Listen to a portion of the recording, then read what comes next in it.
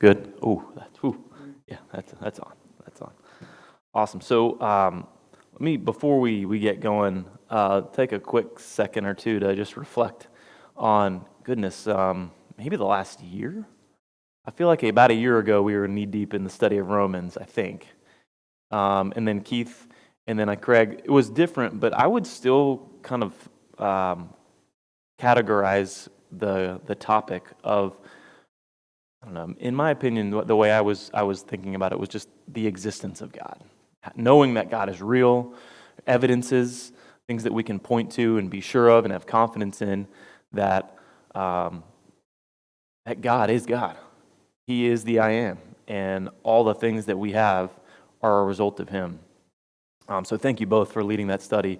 I know there's a lot of time and effort that gets put into preparing, and I appreciate your work and preparation for that. So what I thought we could do, and we'll see how this is received, so we can certainly be flexible with the topic, is, so if we've kind of determined through study and research that God is God, He is real, how does that work moving forward? Okay, well, now that we know that, we've determined that, now what? Okay, and think about this through the lens of someone that doesn't know God. Maybe a child, right? So almost, I don't want to say going back to the basics, but somewhat of maybe a foundational refresh to a degree. And this morning, what I'd like to start digging into is, and this is going to sound very, very basic, and I don't necessarily intend it to, but I think we can all take this and perhaps learn something ourselves, but maybe more importantly, how do we take this and we talk to others who maybe don't have this foundational knowledge? And how do we equip ourselves to have those conversations and be prepared to dig in with a Bible study or talk to our kids about it? Right? So this is the general introduction to the Bible. Very basic topic and theme, but we're going to dig in a little bit. When I say the word revelation, what comes to mind? You could take that a bunch of different ways. It's not a loaded question, but when I say revelation, what do you think of? Certainly not wrong. What does revelation mean? Say that again, Rich. Revealing things to come. I did some homework, and homework meaning like maybe a 5-minute Google search. The root word of revelation, I think we can all kind of somewhat agree that it means reveal. I think something to that degree, right? What other things come to mind when you think of the word revelation? And there's, again, when I'm teaching, and probably Keith and Craig would say the same, there are no wrong answers. Participation is welcomed and warranted, so don't be afraid to say what's on your mind. So when you think of revelation, what does it mean to you?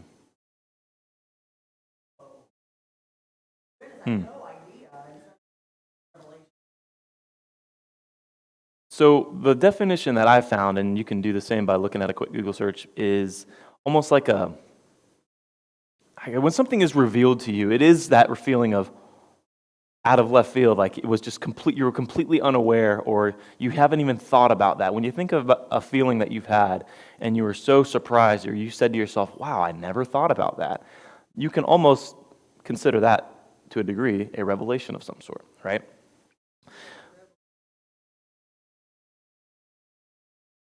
Mm-hmm. Yeah. Any other thoughts on that? All good stuff. So now that we've determined that the existence of God has in fact been established, it would make sense that the Creator, that God, would want to communicate to His creation. Would you agree or disagree with that? Right? So God made the world, He created man. How is He supposed to communicate with His creation? There's varying levels of this, I think we can all agree, but generally people, mankind, we show, I'll say average to somewhat above average intelligence, depending upon the time of year or the topic, but generally high intelligence, goodness, kindness, justice, right? Very unique characteristics. can we all agree that we can say that our Creator, God, would not be inferior with those characteristics? Is it safe to assume that God would be much more superior in those characteristics in His creation? Is that a safe assumption? I see a head shaking. Anybody disagree with that statement? Okay. So again, you would believe, we would think that God would have all of those characteristics to a much more significant degree than His creation. So as a result of that, maybe you want to call it a gap or just a disconnect because of that difference in characteristic quality. There's got to be some level of communication between the intelligent Creator God and the creation, us. How would we know how to appreciate certain things? How would we know what God expects of us? How would we know what to understand and what not to understand? Right?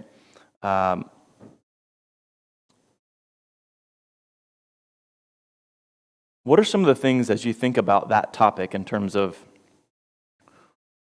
what kind of revelation God would need to share, to provide to us, His creation, for us to be instructed properly? What are a couple things that come to mind for you?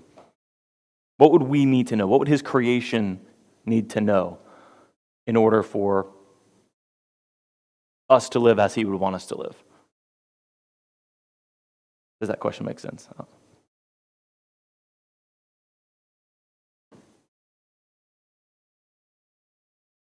When I'm teaching, there is nothing too simple, my friend.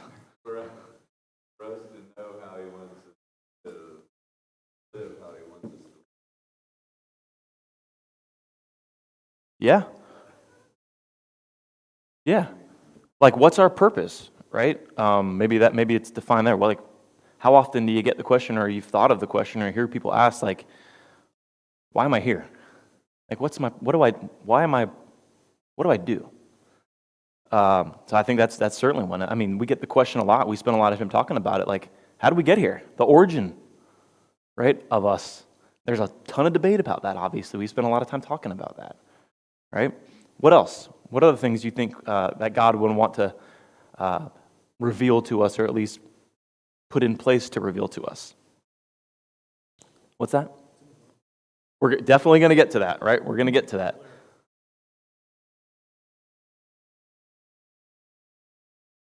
The character of God, right? Absolutely. You expound upon that.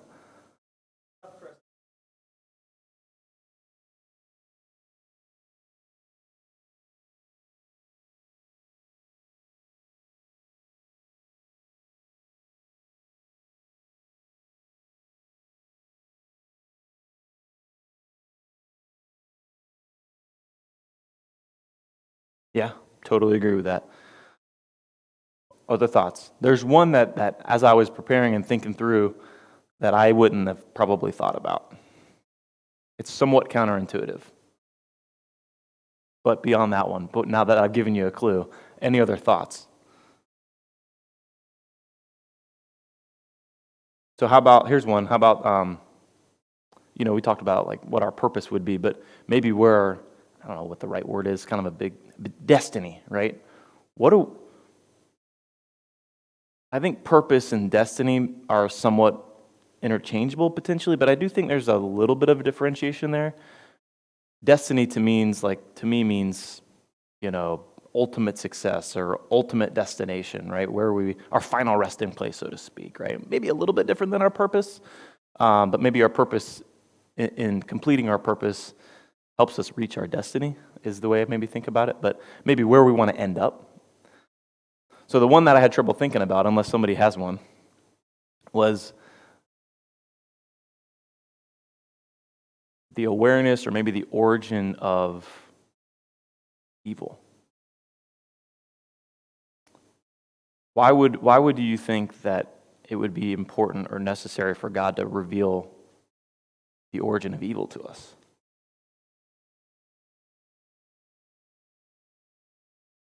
Okay.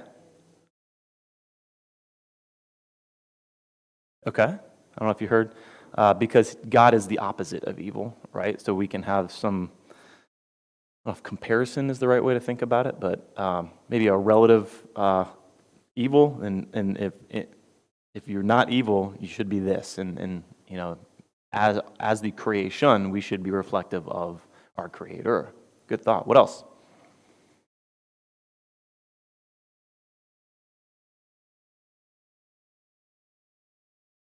Okay.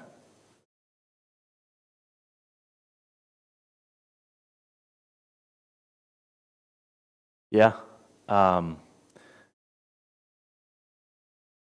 and I don't think it. Would you say it was God's intention to have evil amongst His creation initially? I see a head shaking. No.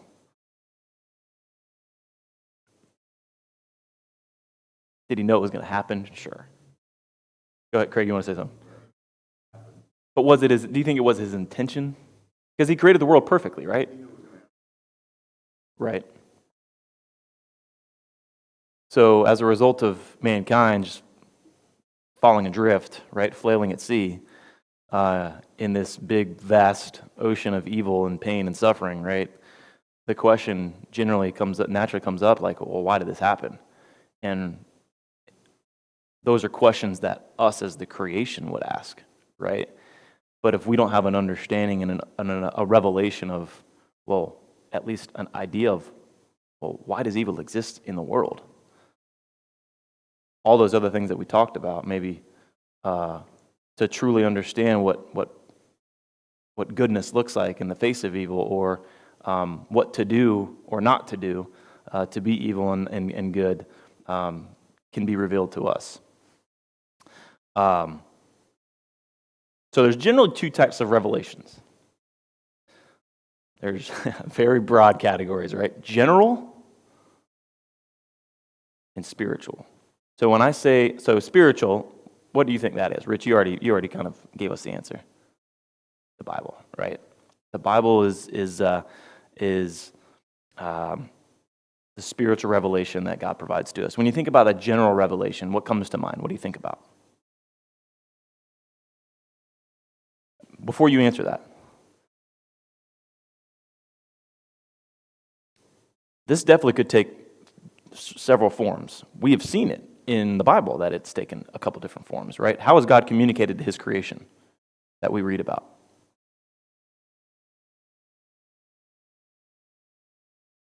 How has God communicated to His creation? Okay. Has He communicated to them directly? Yeah, He has. He has, right? Send messengers, right? Prophets was said. Dreams and visions, right, are other ways that He's communicated. He really could choose any way. Any way He wants to communicate, He certainly could. But again, there's generally two. So when you think about the general revelation, turn to Romans 1. Romans 1, verses 20 and 21. And if you don't want to turn there, if somebody else wants to turn to Acts 14:17, we'll read both of those verses. Whoever has Romans, if you want to go ahead and read that, and then after that, whoever wants to read Acts 14:17, if you can read that as well. So whoever's got Romans, go ahead.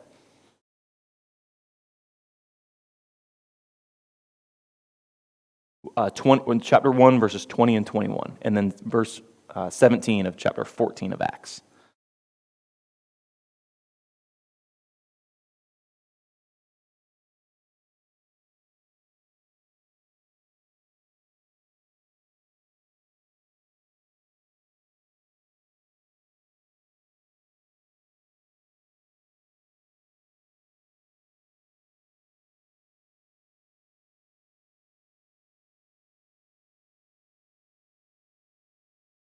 How about Acts 14:17?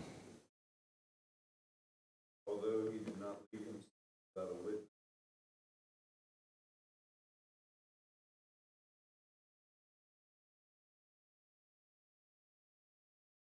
The other passage I forgot to mention, if you want to mark it down, is Psalms 19, 1 through 6, and I'll read that. It says that the heavens declare the glory of God, and the firmament shows his handiwork. Day unto day utters speech, and night unto night reveals knowledge. There is no speech, nor language, where their voice is not heard. Their line has gone out through all the earth, and their words to the end of the world. In them he has set a tabernacle for the sun, which is like a bridegroom coming out of his chamber, and rejoices like a strong man to run its race. Its rising is from one end of heaven, and its circuit to the other end, and there is nothing hidden from its heat. All right, so we read 3 different passages. We're talking about general revelation. What are the takeaways you have about what a general revelation could be?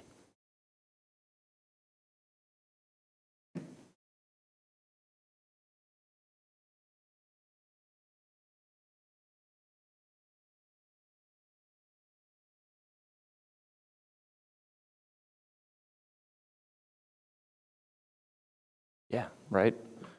That's what Paul says. It's Paul in chapter 1 towards the end, he says it's all around us, right? And really nobody has an excuse because of that. Nobody has an excuse to not witness and know the existence of God because it's all around us. So, general revelation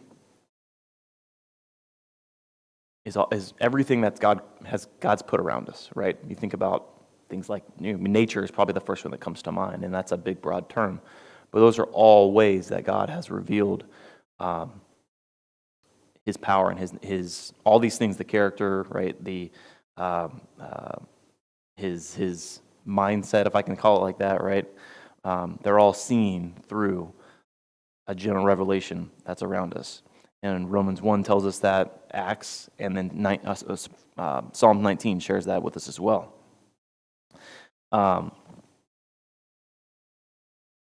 It's universal, right? Again, Paul says no one was without excuse. No one.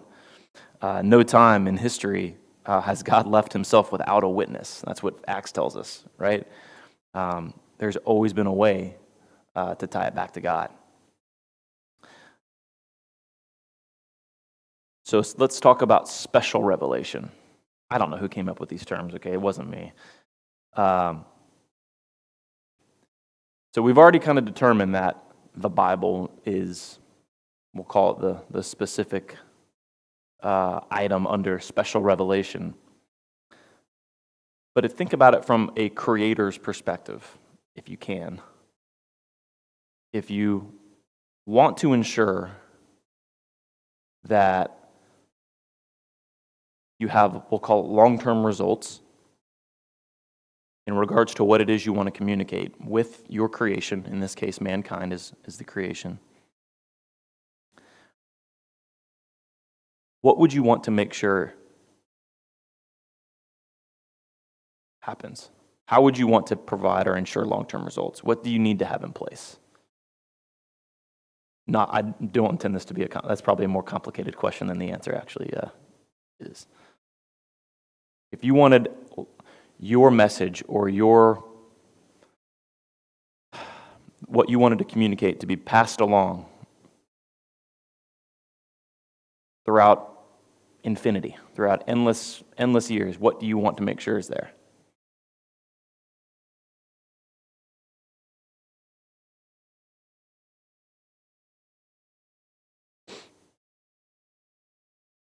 What's that? Do it yourself. What do you mean?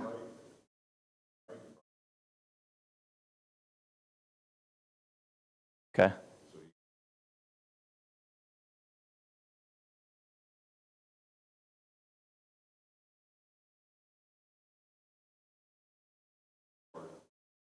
How old is the Bible?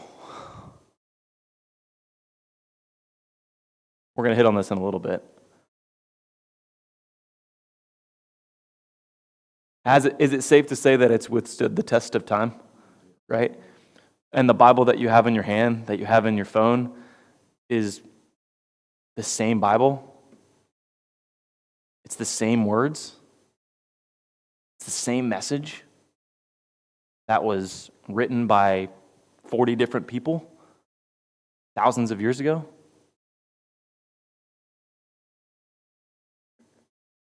I mean, if you want to ensure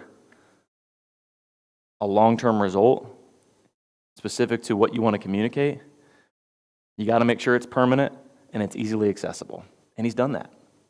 And he's given us, his creation, the means to be able to help with that. I mean, little things maybe that we don't think about, right, has allowed for that. And God has provided that.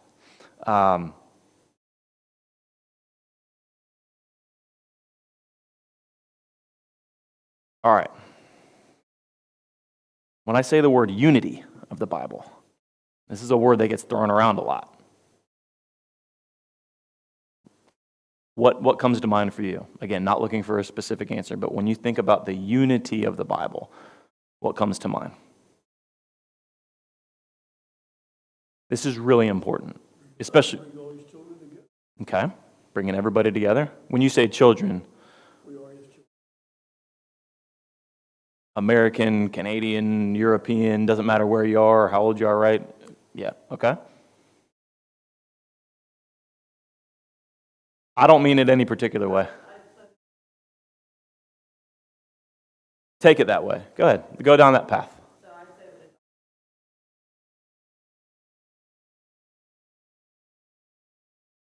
Do you have an example? We're going to hit some examples, but a couple. Or do you have any that come to mind for you?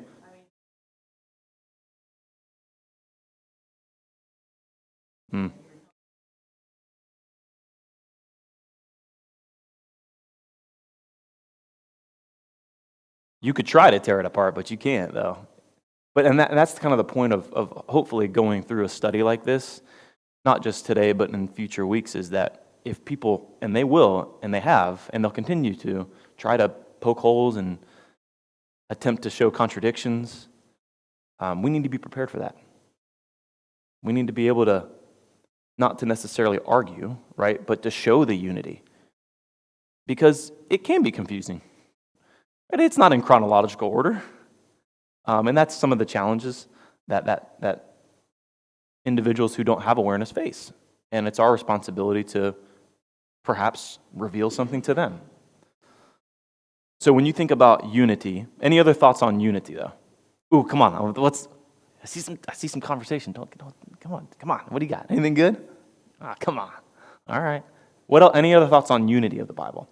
So that's the path, Molly, that I was going to go down, is that.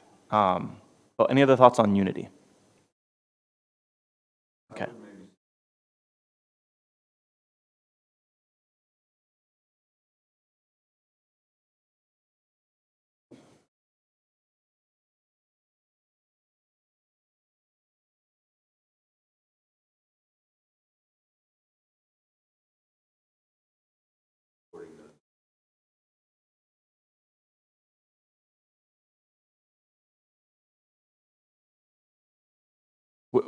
Good.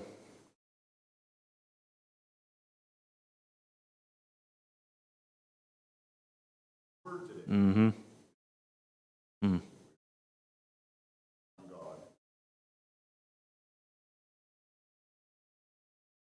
Diverse in the sense that the people that make up the body are all kinds of different backgrounds, and it doesn't matter.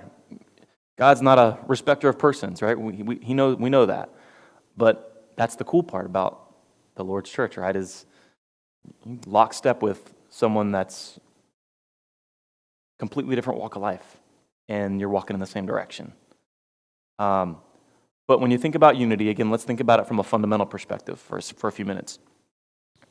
So roughly about 40 different people contributed to the works of the Bible in terms of pen to paper. Right? We know it was inspired, right? But the folks that put pen to paper, roughly about 40 of them. When you think about the different kinds of men and their backgrounds, so you talk about diverse, let's talk about that for a second, and the message that they all kind of came together to share, because it ultimately was for one direction, right? You know what Nehemiah was, like what he did for his job? We should know this. We just studied Nehemiah a bunch. Yeah. He ultimately became governor too, right? I think he served 2 different terms. How about Peter? What was Peter? What did he do for a living? He was a fisherman, right? How about Luke? He was a doctor, right? What was Matthew? A tax collector. How about Paul? Was he a tent maker? Solomon, like a glorious king, right? Moses, a dude with sheep. Like, seriously, right? And they wrote, not only were they completely different in terms of the talents and the jobs and the roles that they had from a secular perspective, but they also wrote from every different type of human condition possible. And I say human condition, right? Think about this. When you think about the prophet Jeremiah, what are some things that come to mind immediately? What's he often called? The weeping prophet, right? He wrote from this deep sorrow, right?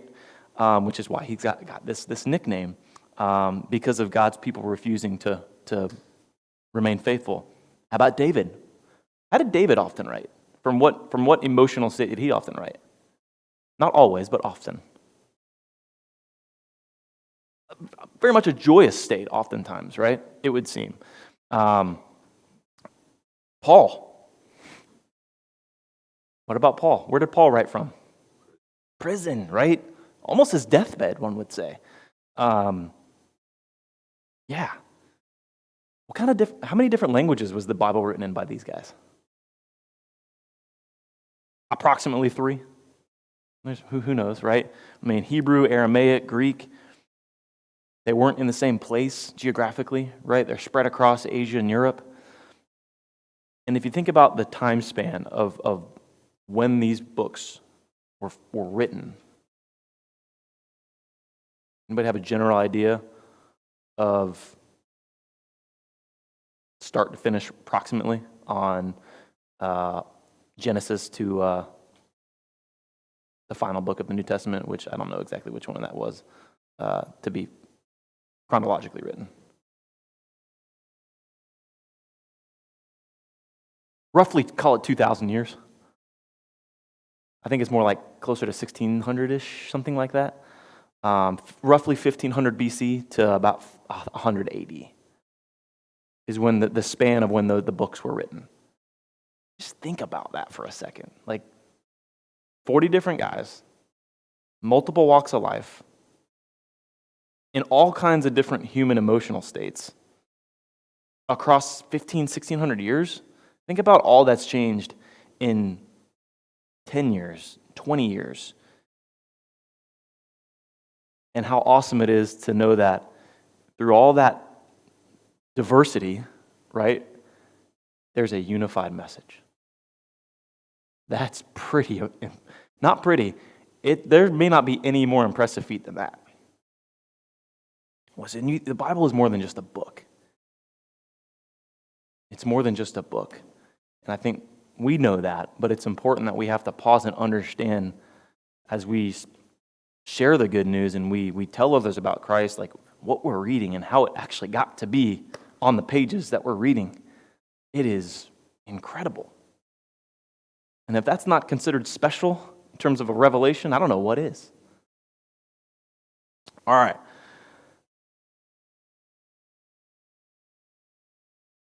Go figure. I'm way behind. All right. We know that there's a bunch of attempts to contradict. And it's very easy not to attempt to contradict, but to get confused. I mean, it's not easy to understand all of this.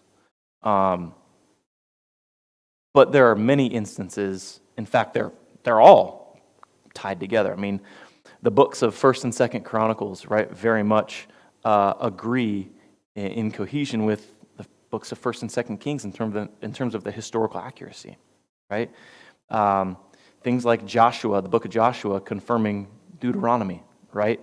And Judges 1 verifying Joshua 24, right? And how all those books written by all these different people from all these walks of life and all these different emotional states through different time frames, there's a common thread throughout. Like, I know, again, for us, it's relatively fundamental and basic, but let's not overlook that fact because that's what makes it special. That's what makes it special. All right, let's talk about the organization of the Bible real quick. Again, very fundamental, but this is another meaty topic for a lot of folks. Old Testament. right? Old Testament's the first. What do we know about the Old Testament? Not looking for anything in particular. When you think of Old Testament, what do you think of?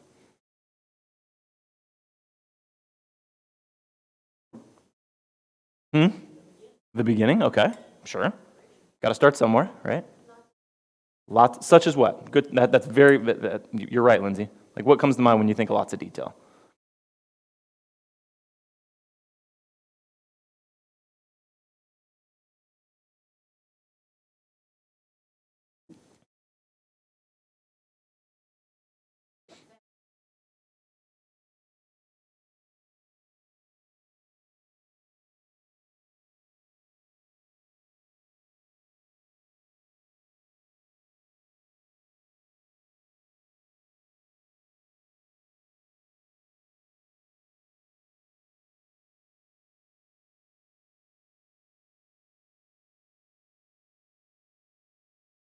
Hmm.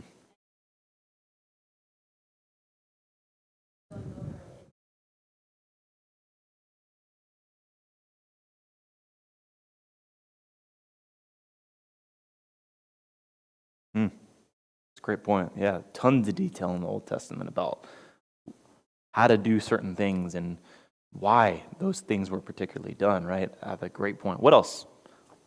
Anything else come to mind when you think about the Old Testament? It's a very, very ambiguous and vague question, but what else? What was the point of the Old Testament? People want to discount it and say it's not important. And we have had a little bit of this conversation, but what's our argument to that? What's the point of it? What does God reveal to us in the Old Testament? To prepare us for Jesus, all right? Let's double click that. So, sorry. Well, tell me more.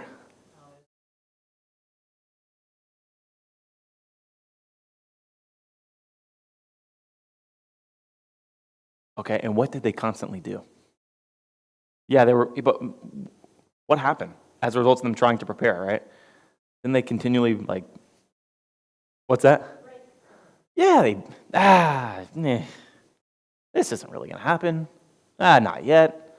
Or maybe they were, like us, they're good for a little bit and do their own thing afterwards, right? It's almost that muscle memory. That's the way I kind of think about it, is like God trying to build this muscle memory into them, that this will happen and get ready. What else? Anything else about the Old Testament?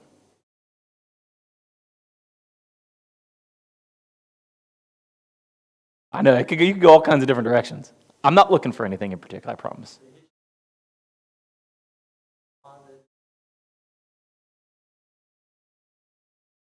When you say the law, what do you mean?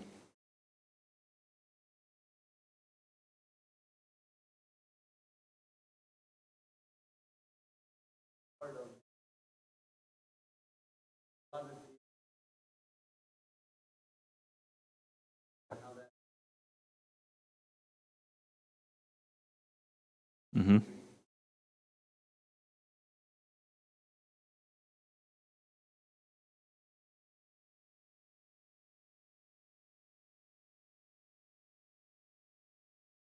Again, I'm not looking for or hoping for anything in particular.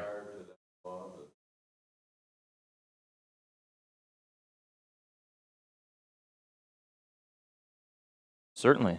So, double click that again. You're bringing up good stuff.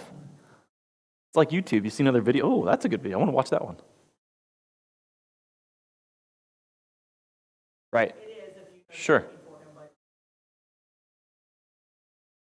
He's revealing to us his character, right? Yeah. Mm-hmm.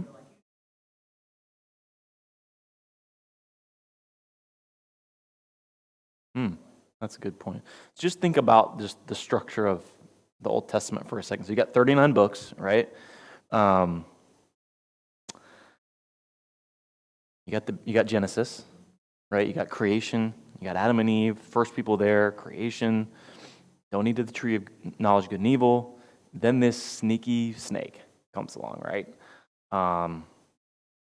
Messes everything up, right?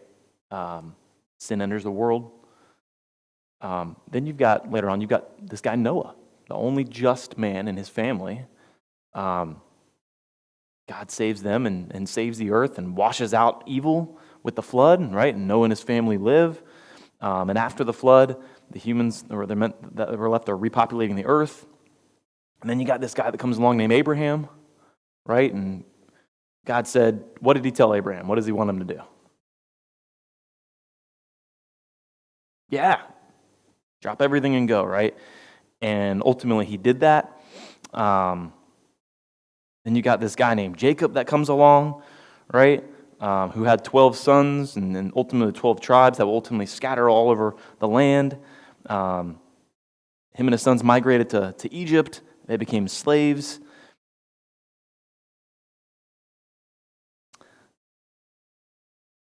And then you've got this, it's like a massive history book is the way I think about the Old Testament. I think someone already said that, right? And it's crazy because a lot of people love reading history books. Love it. What better history book, whether it's like a book about like military strategy? There's a ton of that in the Old Testament, right? Tactics and all that. It's just a really, really massive and incredibly detailed history book. You got history of the Jews.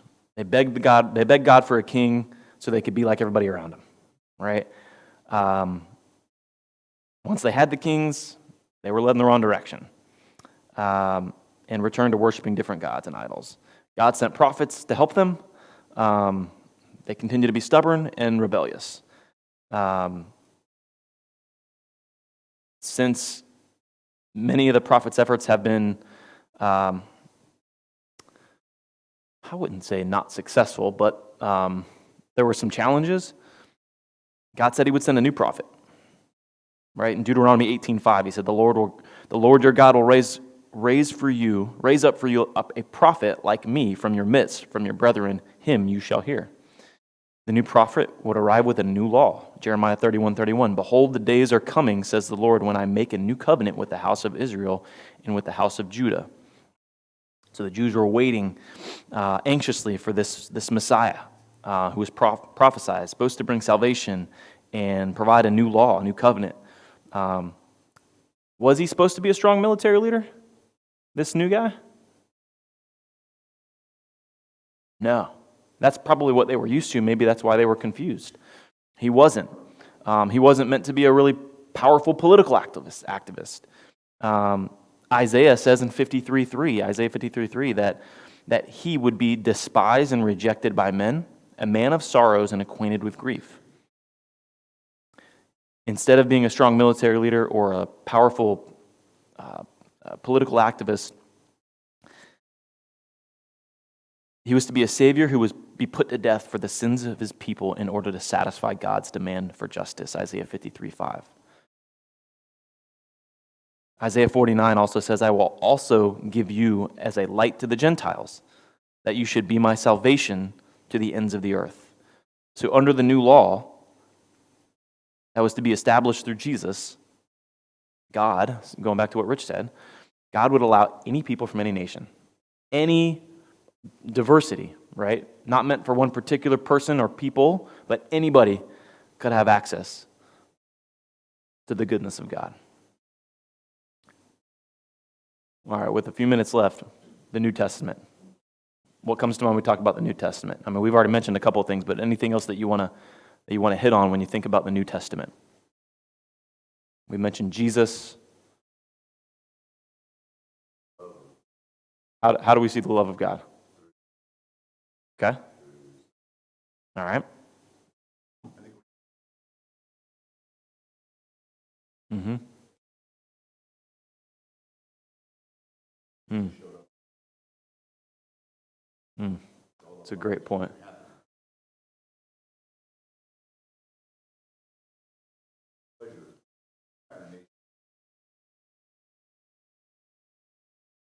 Yeah. We talk a lot about not being that different to a parent to a child. You know, the things that you have to do as parents that we don't like to do. That old saying, right? You know, I don't like this. I hate this worse than you hate it, or something like that. Or it's going to hurt me more than it's going to hurt you, or something like that. Same concept, right? Oh, ooh, So totally spot on, Craig. In terms of the structure of the New Testament, 27 books. The first 4 are what? Why are they called the Gospels? What is the good news? We're double clicking. Life of Jesus. From who? What perspectives? Just dudes. Tax collector, a doctor. I don't know exactly what John was. Was he a fisherman too? Who am I missing? Mark. What was Mark?